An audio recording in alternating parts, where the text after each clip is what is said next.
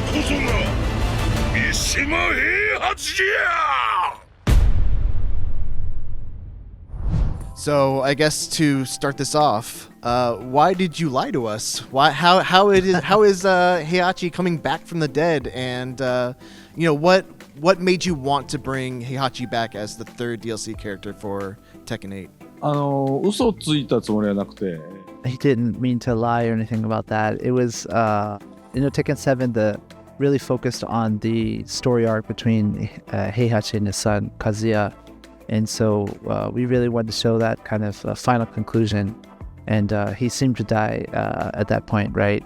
But then after that happened, Tekken 8 was released. And we put a lot of effort into the story, and the fans really seemed to be engaged with that. And as that was happening, we were kind of feeling that the players kind of missed him as well. Obviously, we did too. So it was kind of decided later on that we would do that. So it wasn't a lie. And then also, the timing is right since it's the 30th anniversary of the franchise. And so we need all three of the machines. The most iconic in the series, right? So, after the fact, we did kind of make the preparations. Reina, kind of that link that she has to Heihachi. And then also the logo, the 30th anniversary. If you look closely at it, you can see that it's comprised of devil wings, two different styles. But if you take a step back and look at it, it actually looks like the silhouette of Heihachi's face, right? So we were doing some of the preparations in the background. I know it's early, but can you tell us a little bit about how this Tekken 8 version of Heihachi will be different from previous iterations, and maybe like how he will use heat to his advantage? Like you imagine, it is a bit too early to be talking many details about this character. But to give some hints, he's a very powerful playstyle throughout the series, so we tried to recreate that in Tekken 8. So the focus is on that, but also if you saw little story hints about the monks in the footage and what he has to do with them, and that maybe will dictate some of his moveset as well. So there's some hints there. We hope that you look forward to hearing more about it. 心が不安定な状態ゆえ心技体の均衡が取れておらんのだ。 So another thing that you've announced is this partnership with Chipotle and Nike. Can you talk a little bit about how both those deals came about? コラボレーション自体は It really is several different cases. Sometimes they approach us. Other times it's something that we ask of them. But there needs to be, the right conditions, such as it's a win for us, it's a win for them, but more importantly, a win also for the fans. So, for example, with the Nike thing, Nakatsu and I are both big sneaker, myself and him, are fans, but there's a lot of people on the team as well that love Nike. And so it just happened that that's something that there's a lot of sneakerheads in the fighting game community as a whole.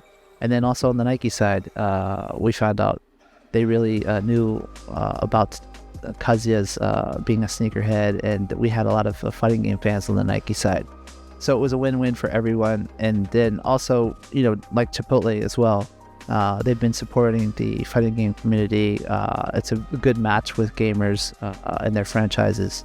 And then also, if it's something the fans are enjoying, obviously that's good for us from our side as well. So it came about that, hey, that's a win for everyone. Let's do it. So although the start is different, the conditions are pretty similar. So we're half a year into Tekken 8's life cycle. How happy are you with how the game has been received by fans? And then separately, how have the sales so far met with your own expectations? まず売上規模から言う After the game release, it's been 6 months, like you said. We're happy with how the title's performing. It's continued at a faster pace than the Tekken 7.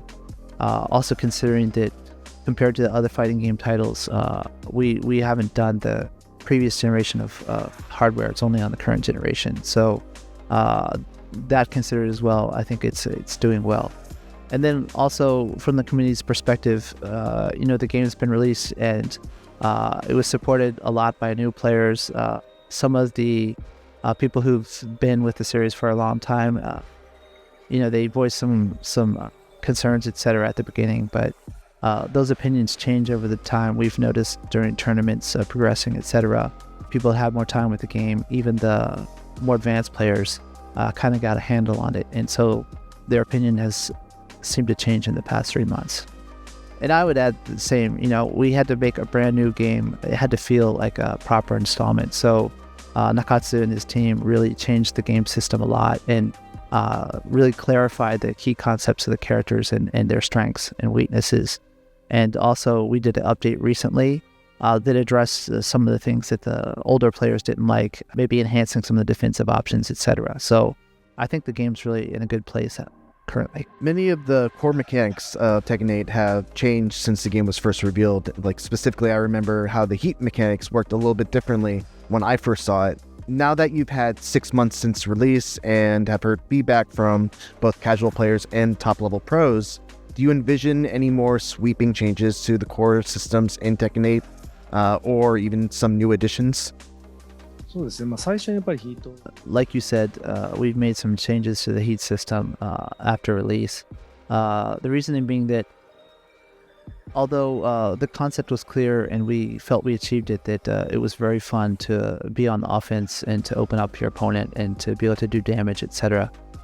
Was quite exhilarating, but we realized that some of the elements that people liked about a 3D fighting game, being able to have the defensive options of sidestepping or using that 3D environment to your advantage strategically, was a little bit weaker perhaps than in past installments. So with the update, like we were mentioning, we enhanced those features a little bit more.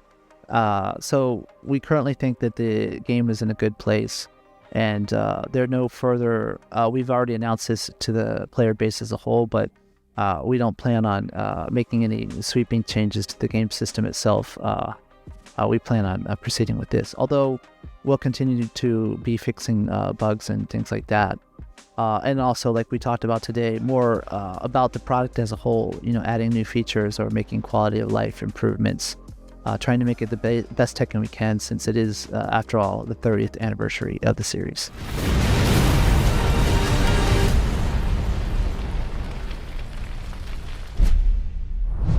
So Tekken has historically been a series that has included some kind of off-the-wall characters like Gon, Mokujin, Roger, Alex, Kuma, and Panda.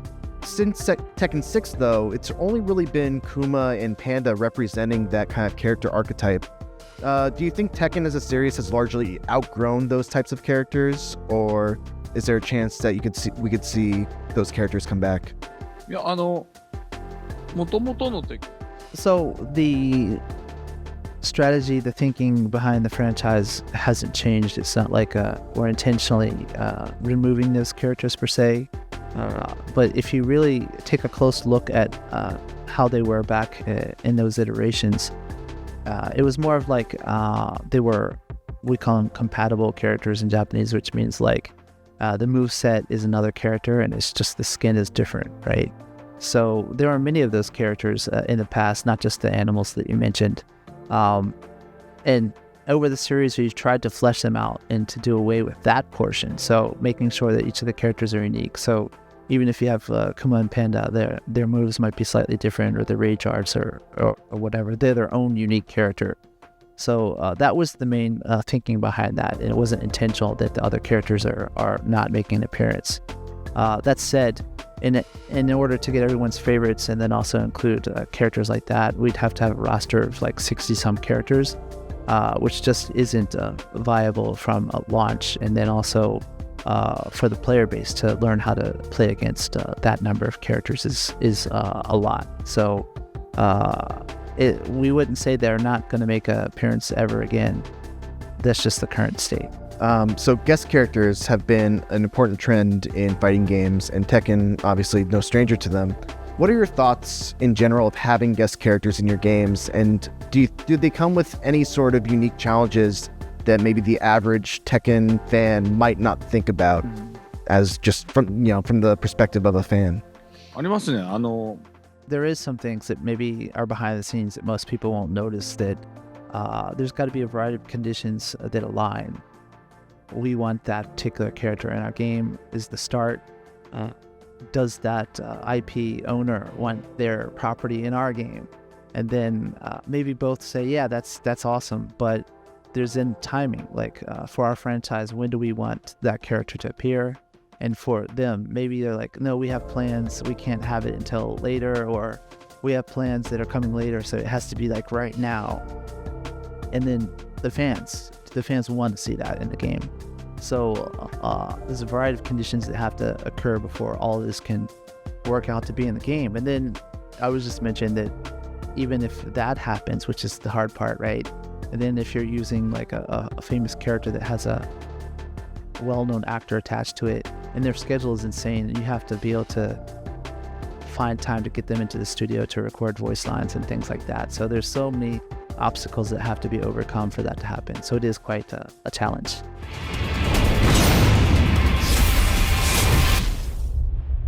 I wanted to ask you if you were familiar with the recent rise of creator-led team tournaments like the Seijam Slam, which I know you had a thing with yesterday. Again! Oh, the razor! Oh my god! And the CR Cup.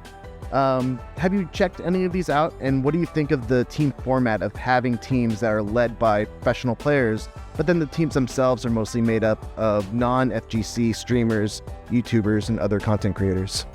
いろいろ He actually does watch those events, and he's a fan of some of the VTubers or streamers as well that maybe might not be a FGC person. So he's aware of it and thinks it's a really a great thing that's happening, because you have these pros who know their games quite well, but you have the streamers who haven't perhaps played some of these games, and they all have their own communities who maybe don't play fighting games that are then become interested because of their favorite streamer. Another thing that's quite interesting that happens is that even if some of these people watch that stream and they find it interesting, maybe they're not even motivated to play the game themselves, but they still enjoy watching it and being a part of the audience and enjoying that experience. So that's a cool thing to see, fighting games reaching a new audience, but maybe they're not playing it. That's still cool though. I would say the same thing. I mean, I'm a close friend of Seijam and some of these people, and we're not directly involved that often, although we did make an appearance. It's great to see what they're doing with the game, and to see the journey for me especially. I was watching Lily Pichu, and to see her start off with no knowledge of Tekken, and then she just becomes so engrossed, and I see her face the hurdles that beginner players face, and then she overcomes them as she's playing people online, and then to see her face new problems as an intermediate player, and to see that journey is really cool, and to see her community experience that and grow with her is just totally awesome. Yeah, and just like, I love seeing it from this perspective of seeing the love of fighting games in real time blossom in someone, right? Right. How was it launching on console and PC without an initial arcade release, and how has that changed the way you develop, and now how has it changed, like post-launch updating of it? 単純にファンから見れば Back in the day, it was, I guess you could say, a bit easier because we start off with the arcade iteration, which just includes the battle portion of the game. So that allowed us to put some time into polishing that portion before moving on to the console, in which you start adding the various modes and other features that the console version received. But since we don't have that, now it's like you have to provide everything from the start. You have to do the brand new game systems, all the stuff that goes into the console version. You have to polish them at the same time as well as create it. And it's just, it's really intense. That said, back in the day with the arcades, there wasn't a worldwide connected internet and the fan base and all that. So the communities were really localized, and to get feedback, it was very hard. You'd have to pretty much go to that location. Where now, although we have to create everything at the start, and it's quite intense, we're more easily able to get feedback from the community because they're connected to each other across the world. And it's easier to access some of the more advanced players as well to get their feedback with the game. So that does help.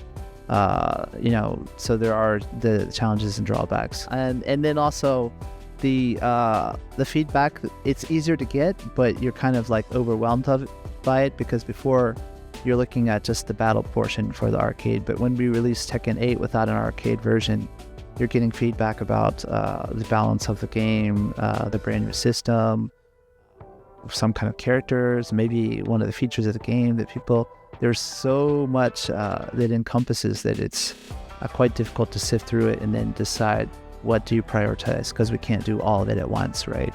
And then final question, I'm asking this to all the fighting game developers and producers that I'm talking to, but what do you believe is like the next step forward for the fighting game genre? We just kind of overcame netcode with most games coming out now having rollback netcode. What do you envision as like any sort of new innovation or technology that you think could improve the genre and bring it into a new era of fighting games? そうですね。テクノロジー。 Like you said, there's been the various changes like rollback, etc., that have changed. But what he's looking for in particularly is maybe more of the community aspect and how that changes, because we've seen a change outside of games, just the internet as a whole and how people interact with each other and make friends, etc. That perhaps that will somehow make its way into fighting games. And there's kind of an earlier iteration, our Fight Lounge in Tekken 8 that you can experience that to some degree. But then also just the way that you play the game. For example, currently it's normally a one-on-one matches, maybe ranked or something like that, where maybe we start to see more of a team-based battles, which are quite popular in areas like Japan. Just seeing the way that people interact with each other in a fighting game, not just directly in the battle, is something that will probably evolve. Maybe perhaps the way that you cheer on someone in a fighting game. You're not playing directly, but you're still enjoying it as you watch them. Or maybe the way that you interact with that certain group who are playing the games online in some kind of a lobby, etc. These are the areas he thinks will maybe see changes in the future. 僕はでもあれですね。There's a lot of possibility in the AI features that we included, for example, in Tekken 8. We can play against more refined CPU character because they mimic tendencies, etc. But the AI characters, the ghost example that we have, there are various uses. It's not just to battle against them. It helps point out your flaws and to help you practice and enhance your weak areas. Or maybe it's an AI version of yourself and allows you to more take a step back and see your own weaknesses more effectively. And so it kind of complements what Harada was talking about, that online community and how you interact with them. But then you also have this kind of AI companion to help you in your journey as a player. And they're kind of interwoven as he sees it. He's joking that maybe from the AI players, when you beat them, they're going to start sending you salty messages like real players. I agree with Nakatsu too, myself, that I think the fun part of fighting games, and Harada mentioned this, is not going to change. It's that chess between you and your opponent. But we see that it's often hard to get people who have no knowledge of fighting games to get to that step where they find out why fighting games are so amazing. So I think like Nakatsu and his team, some of the things that they've done with the AI characters, or I don't think he talked about it today, but the replay against you and an opponent where you can see that, but then you can practice a certain iteration. I think those kind of things where it helps people get to that point where they can enjoy the chess is some of the evolution we're going to be seeing as well.